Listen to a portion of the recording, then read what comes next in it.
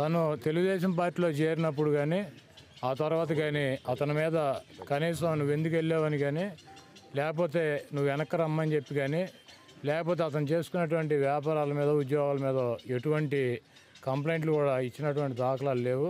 తనే తెలుసుకుంటాడని చెప్పి మరి మొన్న బాబ్జీ గారి మీద పెట్టినటువంటి అవిశ్వాస తీర్మానం, బాబ్జీ గారు ఇంట్లో వెంకటరెడ్డి చదువుకున్నటువంటి వ్యక్తి, బాబ్జీ మీద అవిశ్వాస తీర్మానం పెట్టారు. మన పార్టీలోనే గెలిచినటువంటి వ్యక్తి వద్దని చెప్పినా కూడా బలవంతంగా సంతకం పెట్టించారని చెప్పి నేను బాబ్జీ గారికి వ్యతిరేకంగా ఓటేను, నేను వైసీపీలోనే కొనసాగుతానని చెప్పి మాతో పాటు అతను కూడా రావడం జరిగింది. ఆ రోజు నుంచి 3 ఎక్సైజ్ జీబులు పెట్టి ఇంటి ఎదురుగుండా వెంకటరెడ్డి గారి ఇల్లు, వెంకటరెడ్డి లేడు ఇంట్లో, ఆ ఇల్లు చెక్ చేశారు. ఆయన సిస్టర్స్ ఆడపిల్లల జీబులు చెక్ చేశారు. అనేక రకాలైనటువంటి భయభ్రాంతులకు గురి చేసి భయపెట్టి మేము అధికారంలో ఉన్నాం, మేము ఏదైనా చేయగలం అన్నటువంటి ఉద్దేశంతో అతన్ని భయపెట్టాలని చూశారు. ఎంతకీ లొంగకపోయేటప్పటికి ఈరోజు మరి వాళ్ళ ఇంటి ఎదురుగుండా ఆయన పారిపోయాడు, లేకపోతే ఎత్తుకెళ్ళిపోయారని చెప్పి కంప్లైంట్ పెడతా వచ్చి నేనే స్వచ్ఛందంగా వెళ్ళానని చెప్పినా కూడా మరి ఇంటి ఎదురుగుండా 2 కానిస్టేబుల్స్ని కాపలా పెట్టారు ఆయన ఇంటి ఎదురుగుండా. ఇప్పుడు కూడా స్టిల్ ఉన్నారు. అటువంటి పరిస్థితుల్లో 3 రోజుల నుంచి ఎవరో ఒకరి ఇల్లు, వాళ్ళకి సంబంధించిన వాళ్ళ ఇల్లు చెక్ చేయటం. ఈ రోజైతే వాళ్ళ ఆడబడుచు సిస్టర్ వాళ్ళ ఇల్లుని ఇంటికి వెళ్ళి అవన్నీ కూడా చెక్ చేసి మీ మీద అనుమానంగా ఉందా, మీ మీద కంప్లైంట్ ఉంది, మీరు రండి అని చెప్పి జీప్ ఎక్కించుకుని ఇక్కడ తీసుకురావడం జరిగింది. ఇప్పుడు వచ్చి అడిగితే మాకు అనుమానం ఉంది, మాకు కొంతమంది కంప్లైంట్ ఇచ్చారు, మేము ఎంక్వైరీ చేయడానికి తీసుకొచ్చామని చెప్పి చెప్పడం జరిగింది. ఈ రాజకీయాల్లో తెలుగుదేశం పార్టీ, వైఎస్ఆర్సీపీ మరి ఎత్తులు పై ఎత్తులు ఆధిపత్యం కోసం అనేక రకాలైనటువంటి పాటలు మేము పడుతూ ఉంటాం. దాంట్లో police department, excise department, municipality, revenue ఈ డిపార్ట్మెంట్లను ఇన్వాల్వ్ చేసి మరి మాతో పాటు ఉన్న వాళ్ళని భయపెట్టో లేకపోతే ఇంకో రకంగా ప్రలోభపెట్టో వెనక్కి తీసుకెళ్ళాలన్నటువంటి ప్రయత్నం జరుగుతుంది. ఈ వైఎస్ఆర్సీపీ ఆషామాషి పార్టీ ఏం కాదు, ఇది జగన్మోహన్ రెడ్డి గారి సారథ్యంలో నడిచేటువంటి పార్టీ. ఇటువంటి కార్యక్రమాలని అధికారులు ఆపాలి. ఎందుకంటే తెలుగుదేశం పార్టీ నాయకులు లేకపోతే కార్యకర్తలు వాళ్ళు చేస్తే వాళ్ళు మేము ఎదుర్కొనేటువంటి పరిస్థితి ఉంటుంది. దయచేసి ఇక్కడ ఉన్నటువంటి అధికారులందరూ నేను ఒకటే కోరుకుంటున్నా, మీకు రాజకీయాలతో సంబంధం లేదు. మీరు ఉంటే నిజంగా అవినీతి జరుగుతున్నా లేకపోతే బెల్ట్ షాపులు ఉన్నా ఇంకో రకమైనటువంటి అవతవకలు జరుగుతుంటే తప్పకుండా మీరు చర్యలు తీసుకోండి. మీరు తీసుకునేటువంటి చర్యలకు మేము ఎవరూ అడ్డం రాం. కానీ రాజకీయ ప్రయోజనాలు ఆశించి చేసేటువంటి కార్యక్రమాలకి మీరు వత్తాసి పలకొద్దని చెప్పి నేను కోరుతున్నా. ఒకవేళ కనుక మీరు కోరినట్లయితే 365 రోజులు 24 గంటలు మీ ప్రభుత్వాలే కొనసాగు. దానికి కోఆపరేట్ చేసినటువంటి అధికారులు రాబోయే రోజుల్లో మూల్యం చెల్లించుకోక తప్పదు.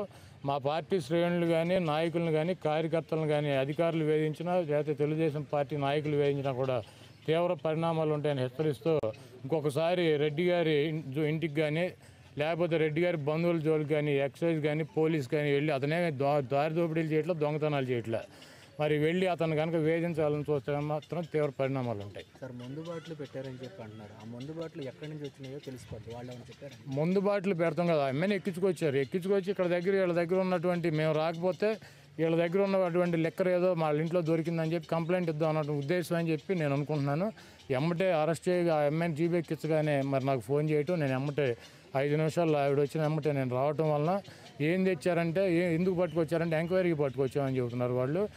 లేకపోతే మేము రావడం లేట్ అయితే కనుక తప్పకుండా 2 కేసులు తీసుకొచ్చి ఏదో షాపులోంచి ఈ కేసులు వాళ్ళ ఇంట్లో దొరికాయని చెప్పి అరెస్ట్ చేసి నాన్ బెయిలబుల్ కేసు పెట్టి జైల్లో పంపించి తర్వాత వెంకటరెడ్డి నువ్వే వెళ్తావు అని చెప్పి అతను భయపెట్టి ప్రభుత్వం ద్వారా భయం పెట్టాలన్నటువంటి ఉద్దేశం. తను తెలుగుదేశం పార్టీలో చేరినప్పుడు కానీ ఆ తర్వాత కానీ అతని మీద కనీసం నువ్వు ఎందుకు వెళ్ళావని కానీ, లేకపోతే నువ్వు వెనక్కి రమ్మని చెప్పి కానీ, లేకపోతే అతను చేసుకున్నటువంటి వ్యాపారాల మీద ఉద్యోగాల మీద ఎటువంటి కంప్లైంట్లు కూడా ఇచ్చినటువంటి దాఖలాలు లేవు.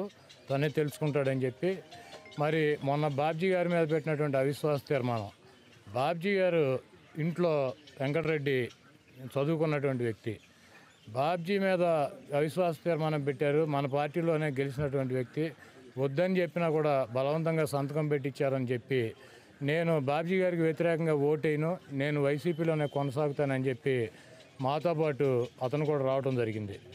ఆ రోజు నుంచి 3 ఎక్సైజ్ జీబులు పెట్టి ఇంటి ఎదురుగుండా వెంకటరెడ్డి గారి ఇల్లు, వెంకటరెడ్డి లేడు ఇంట్లో, ఆ ఇల్లు చెక్ చేశారు.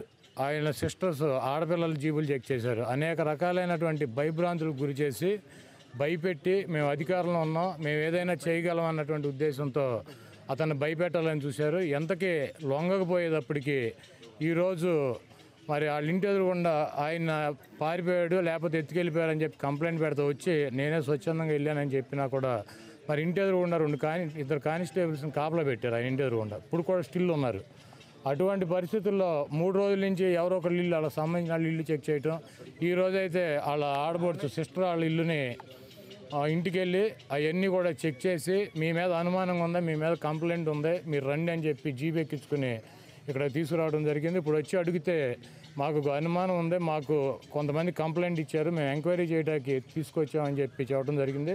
ఈ రాజకీయాల్లో తెలుగుదేశం పార్టీ, వైఎస్ఆర్సీపీ మరి ఎత్తులు పై ఎత్తులు ఆధిపత్యం కోసం అనేక రకాలైనటువంటి పాటలు మేము పడుతూ ఉంటాం. దాంట్లో police department, excise department, municipality, revenue ఈ డిపార్ట్మెంట్ని ఇన్వాల్వ్ చేసి మరి మాతో పాటు ఉన్న వాళ్ళని భయపెట్టో లేకపోతే ఇంకో రకంగా ప్రలోభపెట్టో వెనక్కి తీసుకెళ్ళాలన్నటువంటి ప్రయత్నం జరుగుతుంది. ఈ వైఎస్ఆర్సీపీ ఆషామాషి పార్టీ ఏం కాదు, ఇది జగన్మోహన్ రెడ్డి గారి సారథ్యంలో నడిచేటువంటి పార్టీ. ఇటువంటి కార్యక్రమాలని అధికారులు ఆపాలి. ఎందుకంటే తెలుగుదేశం పార్టీ నాయకులు లేకపోతే కార్యకర్తలు వాళ్ళు చేస్తే వాళ్ళు మేము ఎదుర్కొనేటువంటి పరిస్థితి ఉంటుంది. దయచేసి ఇక్కడ ఉన్నటువంటి అధికారులందరూ నేను ఒకటే కోరుకుంటున్నా, మీకు రాజకీయాలతో సంబంధం లేదు. మీరు ఉంటే నిజంగా అవినీతి జరుగుతున్నా లేకపోతే బెల్ట్ షాపులు ఉన్నా ఇంకో రకమైనటువంటి అవతవకలు జరుగుతుంటే తప్పకుండా మీరు చర్యలు తీసుకోండి. మీరు తీసుకునేటువంటి చర్యలకు మేము ఎవరూ అడ్డం రాం. కానీ రాజకీయ ప్రయోజనాలు ఆశించి చేసేటువంటి కార్యక్రమాలకి మీరు వత్తాసు పలకొద్దని చెప్పి నేను కోరుతున్నా. ఒకవేళ కనుక మీరు కోరినట్లయితే 365 రోజులు 24 గంటలు మీ ప్రభుత్వాలే కొనసాగు. దానికి కోఆపరేట్ చేసినటువంటి అధికారులు రాబోయే రోజుల్లో మూల్యం చెల్లించుకోక తప్పదు. మా పార్టీ శ్రేణులు కానీ, నాయకులను కానీ, కార్యకర్తలను కానీ అధికారులు వేధించినా లేకపోతే తెలుగుదేశం పార్టీ నాయకులు వేధించినా కూడా తీవ్ర పరిణామాలు ఉంటాయని హెచ్చరిస్తూ ఇంకొకసారి రెడ్డి గారి ఇంటికి కానీ లేకపోతే రెడ్డి గారి బంధువుల జోలికి కానీ, ఎక్సైజ్ కానీ, పోలీస్ కానీ వెళ్ళి అతనే దారి దోపిడీలు చేయట్లేదు, దొంగతనాలు చేయట్లే. మరి వెళ్ళి అతను కనుక వేధించాలని చూస్తే మాత్రం తీవ్ర పరిణామాలు ఉంటాయి. సార్ మందు బాటలు పెట్టారని చెప్పి అంటున్నారు. ఆ మందు బాటలు ఎక్కడి నుంచి వచ్చినాయో తెలిసిపోద్ది. వాళ్ళు ఏమని చెప్పారు? మందు బాటలు పెడతాం కదా, అమ్మని ఎక్కించుకొచ్చి ఇక్కడ వీళ్ళ దగ్గర ఉన్నటువంటి మేము రాకపోతే వీళ్ళ దగ్గర ఉన్నటువంటి లెక్కర్ ఏదో మా ఇంట్లో దొరికిందని చెప్పి కంప్లైంట్ ఇద్దాం అన్నటువంటి ఉద్దేశం అని చెప్పి నేను అనుకుంటున్నాను. ఎమ్మటే అరెస్ట్ చేయ ఆ అమ్మాయిని జీబీ ఎక్కించగానే మరి నాకు ఫోన్ చేయటం, నేను ఎమ్మటే 5 నిమిషాల్లో ఆవిడ వచ్చిన ఎమ్మటే నేను రావటం వలన ఏం తెచ్చారంటే ఎందుకు పట్టుకొచ్చారంటే ఎంక్వైరీకి పట్టుకొచ్చామని చెబుతున్నారు వాళ్ళు.